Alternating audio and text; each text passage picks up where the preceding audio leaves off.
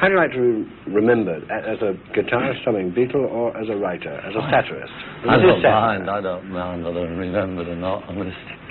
Yeah. So where do you draw your inspiration from? Do you, for instance, draw inspiration for satire from things that happen around you when you're a Beatle, some of the absurd things, for instance, the Lord Mayor's reception and so on? Well, I wouldn't use the whole thing like the Lord Mayor's reception, but I could use one or two things that people like that would say, or just somebody that, the way they looked.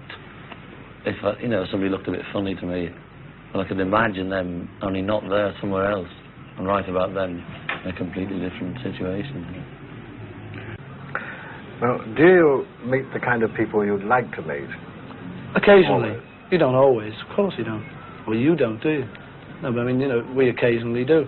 We've got friends of ours, and so friends are the people you like to meet. Works, doesn't it? So, we meet our friends. Sounds a bit daft, we meet our friends, but, that's true. We do get to meet the people we want to meet, and we meet people on tours like this that we like, and we get to know them. If there's anyone we especially like, we'll always sort of make arrangements to see them again, sort of thing. There's always ways of getting to know people you like. I mean, we're not protected to that extent. And how important is your drawing to you, your artwork? You wanted to be at one stage an artist. Yes, but as usual, I wanted to be the wrong one. I wanted to be a painter, which I was lousy at. The only thing I could do was this kind of work. But I insisted on taking painting. Yeah. Some of these drawings look as if you're preoccupied with abnormalities.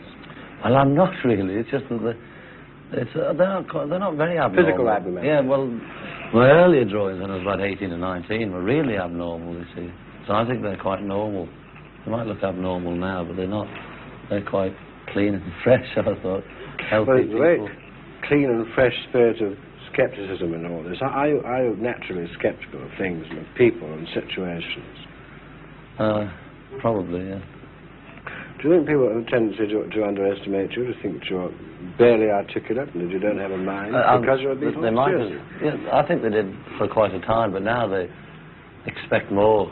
I mean, some press conferences, they'll just come in and sit down and wait for us to be witty about nothing. But then they won't even talk sometimes. They think we're going to give a show. So it's not all roses. Is this why you play around a lot in your press conferences? Well, no, we play around a lot if there's just nothing happening, we just mutter to ourselves. But it's usually the best playing around is when there's some good people there asking questions, But if there isn't, what can you do, sitting there waiting for you to entertain them, and you can't, because we can only work if we've got sort of straight man, as we call them. If somebody's got to ask for something for us to say anything sort of a bit funny. You can't just go in sort of, well, I do. How much are you protected, actually? I mean, what are you doing tonight? Well, probably nothing, but I just don't want to do anything tonight. If I wanted to do anything, what is there to do? Go out to the pictures or something, which I don't fancy anyway. But that's the thing, I don't really want to do anything now.